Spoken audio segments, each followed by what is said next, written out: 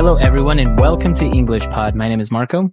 My name is Catherine, and today we're talking about something that I think a lot of people experience, especially with certain things like peanuts and cats. So what are we talking about? That's right. Today we are talking about allergies. So that means that we have a problem with maybe cats. They make us sick, or with certain foods. Like a lot of people who are allergic to milk, actually. That's right.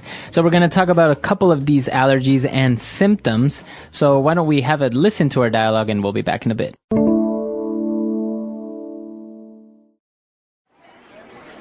Oh, I feel terrible. I keep sneezing and my eyes are all watery. What's wrong with me?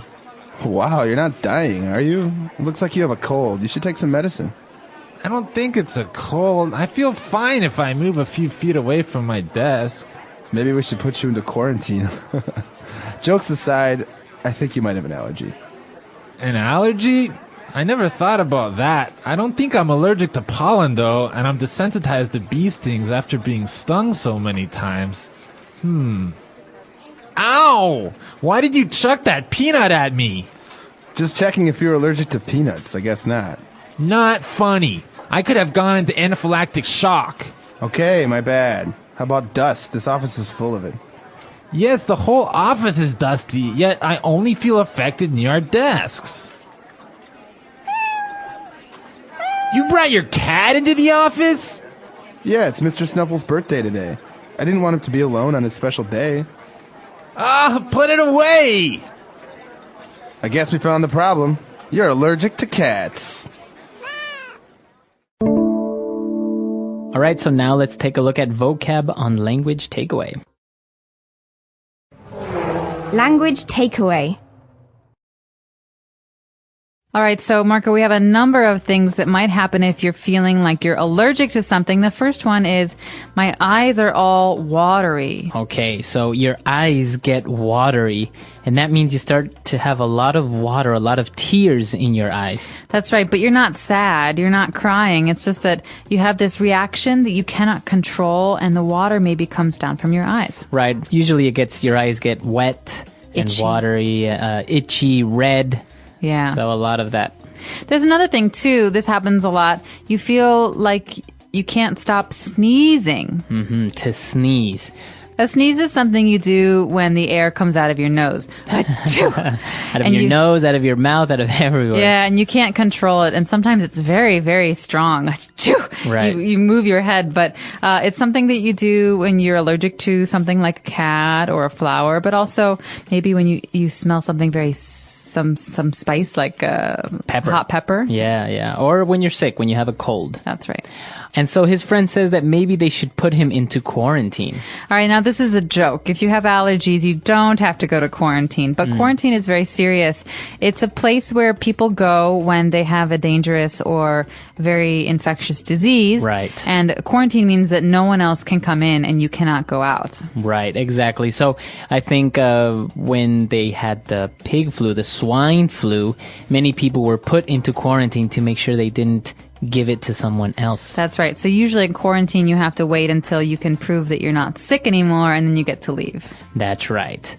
All right, so they were talking about maybe the options of what he is allergic to.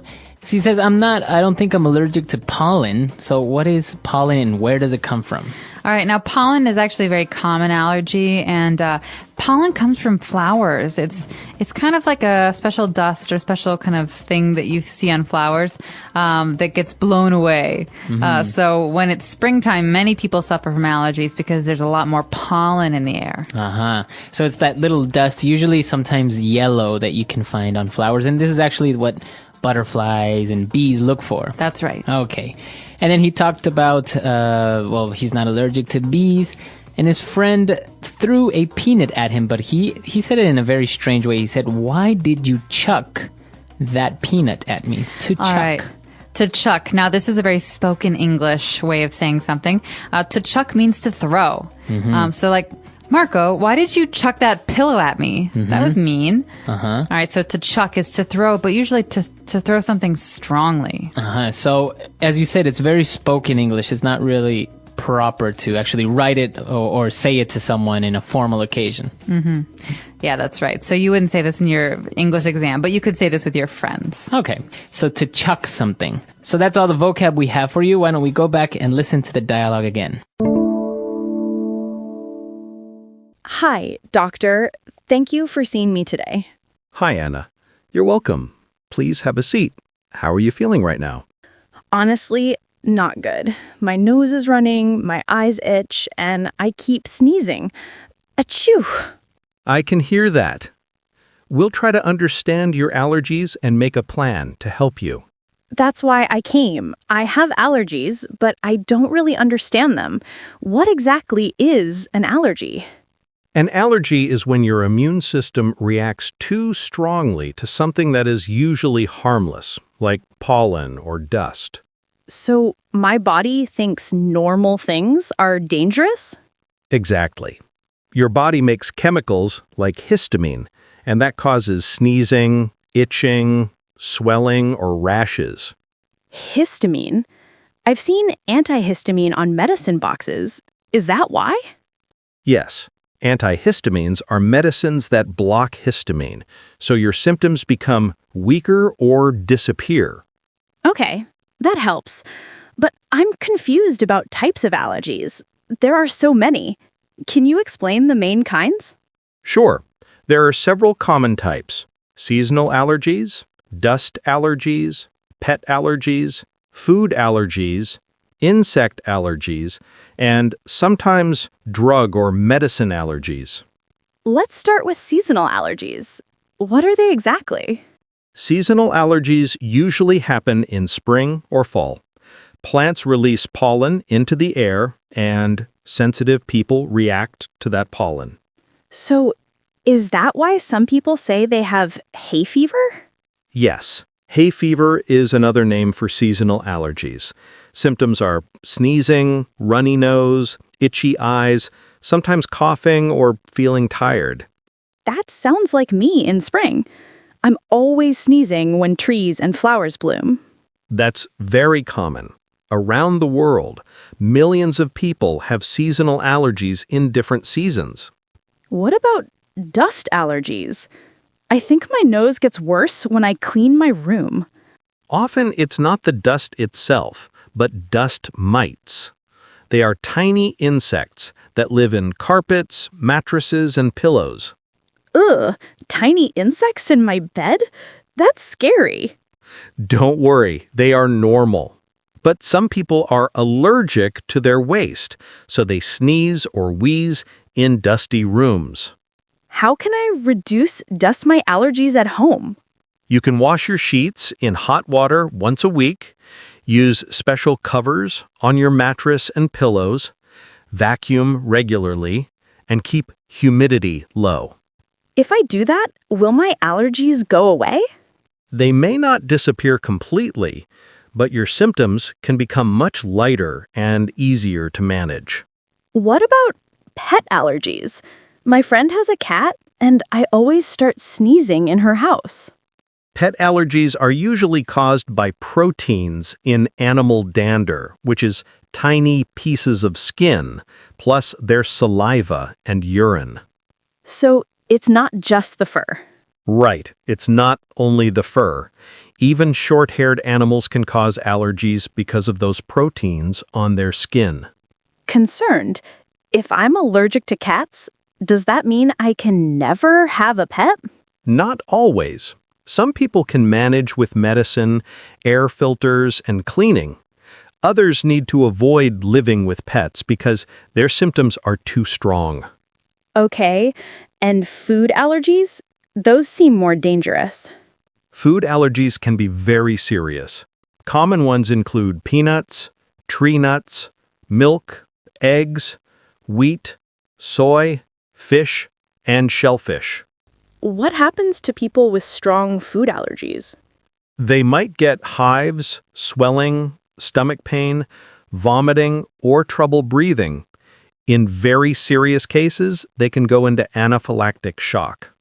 Anaphylactic shock? That sounds scary. It is dangerous. Blood pressure drops, airways can close, and a person needs emergency treatment with epinephrine and medical help. I'm anxious. Do many people in the world have such strong allergies?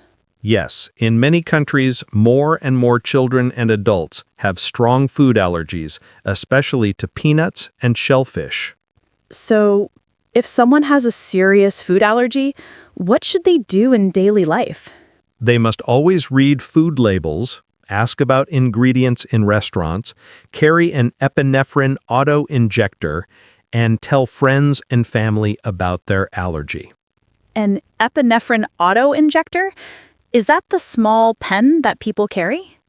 Yes, it's a small device that gives medicine quickly into the muscle to stop a severe allergic reaction. Should I carry one too? I don't know how strong my allergies are. First, we should test you.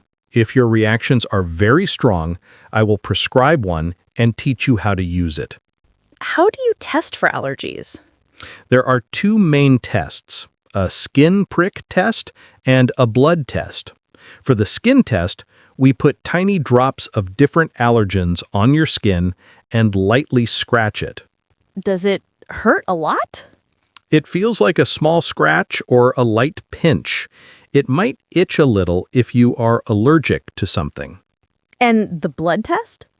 For the blood test, we take a small amount of blood and send it to a lab to check your immune response to allergens. Interesting. Which test is better? Both have advantages.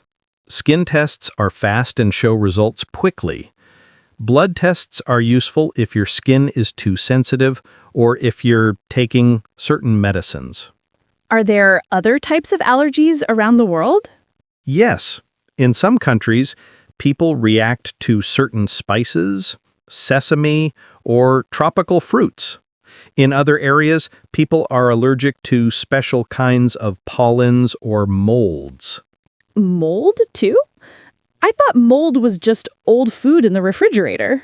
It can be that, but mold also grows in damp places, like bathrooms or basements. Mold spores in the air can cause sneezing, coughing, and asthma symptoms. So, if someone lives in a very humid country, is mold allergy more common? Yes, in warm and humid areas, mold can grow easily, so mold allergies may be more common there. And insect allergies? I've heard of people allergic to bee stings. Exactly. Some people react strongly to stings from bees, wasps, or hornets. They can also have anaphylactic shock. What should they do to be safe? They should avoid nests, wear shoes outdoors, not drink from open cans where insects can hide, and always carry an epinephrine auto-injector if prescribed. It sounds like being prepared is very important. Yes, knowledge and preparation can save lives. Knowing your triggers helps you make smart choices every day. Right now, my biggest problem is this constant sneezing and itchy nose. Achoo! I can see you're uncomfortable. We'll work on both quick relief and long-term control. What can I do for quick relief? For quick relief, antihistamine tablets or syrups help with sneezing and itching. Nasal sprays can clear your nose. Eye drops can calm itchy, watery eyes. If I take those, will I feel better today? Yes, you should feel better in a short time. But we also need a long-term plan so you don't suffer every week. What does a long-term plan look like? It includes avoiding triggers, keeping your home clean, using air filters if needed, and sometimes taking a daily allergy medicine during your allergy season. Can lifestyle changes really make a big difference? Yes, simple habits like showering and changing clothes after being outside, keeping windows closed on high pollen days, and not smoking can help a lot. How do I know when pollen levels are high? You can check weather apps or websites. Many show a pollen count for the day and even for the week. So, on high pollen days, I should maybe stay indoors more. Yes, especially in the morning when pollen is highest. If you go out, you can wear sunglasses and maybe a mask to protect your nose and mouth. That sounds manageable. Are there stronger treatments than pills and sprays? Yes, there is something called immunotherapy or allergy shots. We give you small, controlled amounts of the allergen over time to train your immune system to react less. So it's like teaching my body not to be scared? Exactly. It's like a slow, careful lesson for your immune system. It can reduce symptoms for many years. Are allergy shots painful or dangerous? The needles are very small, so the pain is usually mild. We give the shots in a clinic so we can watch you and help if you have any reaction. How long does immunotherapy take? It usually takes several years. At first, you come often, maybe weekly. Later, the visits become less frequent, like once a month. That sounds like a big commitment, but maybe worth it. For people with strong allergies who don't get enough help from medicines, it can be life-changing. Are there any natural methods that really help, or are they mostly myths? Some natural methods, like rinsing your nose with saline water, can help wash out allergens. But many miracle cures online are not proven, so you should be careful. So it's better to focus on proven methods first. Yes. Start with evidence-based treatments, medicines, lifestyle changes, and possibly immunotherapy. If you try other methods, talk to a doctor so they are safe. What about people who have asthma and allergies together? That's common. Allergies can trigger asthma attacks, causing wheezing, coughing, and shortness of breath. These people need both asthma medicine and allergy control. If I ever feel tight in my chest, what should I do? If you feel tightness, wheezing, or trouble breathing, use your prescribed inhaler if you have one and seek medical help if it doesn't improve quickly. I sometimes feel a little tight when I'm around strong perfumes or smoke. We should test your lungs and see if you also have mild asthma. Avoid smoke and strong scents for now because they can irritate your airways. Around the world, do allergies look the same everywhere? Many symptoms are similar, but the triggers can be different. For example, some countries have special plants or foods that cause allergies only in that region. Interesting. So if I travel, my allergies might change. Yes, you might feel better in some places and worse in others. New pollens or foods can surprise your immune system. How can travelers with allergies stay safe? They should carry their medicines, know the names of their allergens in the local language, read labels carefully, and tell restaurant staff about their allergies. It's like learning a new vocabulary for safety. Exactly. Words like peanut-free, gluten-free, or contains shellfish can be very important words to understand. Before today, I just thought, oh, I'm allergic, that's it. Now I see there's a lot I can actually do. That's the goal. When you understand your allergies, you can make smart choices instead of feeling powerless. Can stress make allergies worse? Stress doesn't cause allergies, but it can make your body weaker and your symptoms feel stronger. Relaxation, good sleep, and exercise can help your overall health. If I sleep better, eat healthy, and follow your plan, will I finally enjoy spring? That's what we're aiming for. You might still have some symptoms, but they should be much easier to live with. Can you summarize a simple daily routine for me? Of course. In the morning, check the pollen count. If it's high, close your windows and take your prescribed antihistamine. Okay, check pollen, close windows, take medicine. When you go outside, try sunglasses and maybe a mask if the air is full of pollen or dust. When you come home, change your clothes and wash your face. That will keep less pollen in my home, right? Exactly. In the evening, keep your bedroom clean, wash your sheets every week, and use a vacuum with a good filter. It's a lot to remember, but it sounds clear. You can even write a small allergy checklist and put it on your wall or in your phone. Good idea. I like checklists. We'll also do some tests to find your exact triggers. Then we can adjust your plan even better. Thank you, doctor. I came in sneezing and scared, but now I feel more in control. That makes me happy.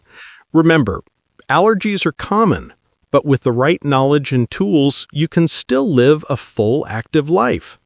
I want that. I want to enjoy flowers, visit friends with pets, and travel without fear. Step by step, we'll work toward that. You're not alone in this. All right, I'm ready to start my allergy action plan. Great. We'll begin today with some medicine for relief, and then we'll schedule your tests. Thank you again, doctor. I already feel a little better just understanding what's happening to my body. You're welcome, Anna. Take care of yourself, and remember, smart habits plus the right treatment can make allergies much easier to live with. Oh, I feel terrible. I keep sneezing and my eyes are all watery. What's wrong with me? Wow, you're not dying, are you? It looks like you have a cold. You should take some medicine. I don't think it's a cold. I feel fine if I move a few feet away from my desk. Maybe we should put you into quarantine. Jokes aside, I think you might have an allergy. An allergy? I never thought about that. I don't think I'm allergic to pollen, though, and I'm desensitized to bee stings after being stung so many times. Ow! Why did you chuck that peanut at me? Just checking if you're allergic to peanuts. I guess not. Not funny. I could have gone into anaphylactic shock. Okay, my bad. How about dust? This office is full of it. Yes, the whole office is dusty, yet I only feel affected near our desks. You brought your cat into the office? Yeah, it's Mr. Snuffle's birthday today. I didn't want him to be alone on his special day. Put it away! I guess we found the problem. You're allergic to cats. All right, we're back. So now it's time for Fluency Builder. Fluency Builder. All right, now we heard a very difficult word later on in the dialogue. Jim said, not funny. I could have gone into anaphylactic shock. Right. All right, so this phrase, to go into shock, is very important. Go into shock. Now, what does it mean to go into shock? Well, shock is something, especially anaphylactic shock, which means that I think you stop breathing because your body basically shuts down and you can't, your throat tightens, so you can't breathe. But to go into shock means that your body will kind of stop doing its normal functions. For example, if you fall in very, very, very cold water, your body goes into shock. Right. And this is something that is a physical reaction. You see it all the time in movies, I think, when a nurse or a doctor or someone yells, he's going into shock, right? That's right. And they have to get the paddles and beep. Right, exactly.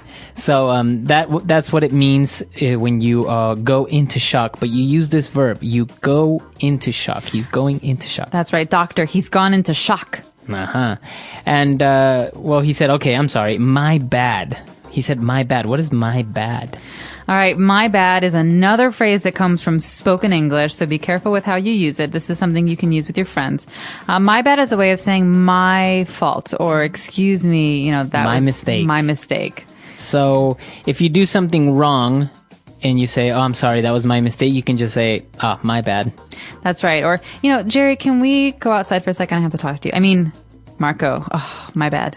Right, exactly. That means my fault. I'm sorry, I've made a mistake. So, but this is very colloquial, and I think it's very juvenile, right? I think younger people use this, my bad. My bad. Yeah, it's younger, yeah. That's a younger, all right. And for our last phrase, when Jim was talking about maybe being allergic to pollen, or he said, I'm desensitized to bee stings. All right, so desensitized, you should know automatically that prefix D means not. All right, so it's negative. I'm desensitized means that I'm not sensitive to. All right, that means that, if I get stung by a bee, like me, it gets big and red and it hurts. Right. But this person, he doesn't have a reaction. He's desensitized. So there's no reaction. There's no red. There's no swelling. I think you see it a lot for people that maybe live in an area where there are a lot of mosquitoes. And if we go there, we're going to get bitten and it's going to be itchy. But people who live there, they've been bitten so many times that they probably don't even feel it or probably don't even get bitten anymore. They desensitize. That's right. Or you could say that I'm desensitized to loud noises. Okay, I live in the city and there's a metro near my apartment. I can hear it. It's very loud. And so I'm desensitized to the noise. That means I don't really notice it anymore. It doesn't bother me. Right. Very good. So that's all the vocab and phrases we've prepared for you today. Let's listen to this dialogue one last time.